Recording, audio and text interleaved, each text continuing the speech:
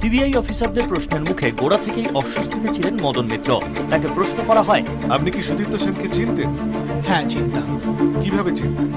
উনি নিজেই এসেছিলেন আমার কাছে, এক ব্যবসায়ী হিসেবে এসেছিলেন একটি অনুষ্ঠানের নিমন্ত্রণ নিয়ে।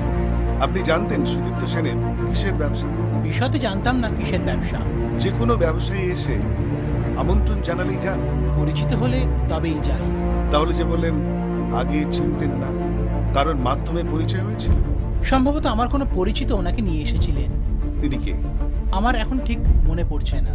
এরপরে কি সুদীপ্ত সেনের সঙ্গে আপনার যোগাযোগ ছিল? না, সেভাবে যোগাযোগ ছিল না।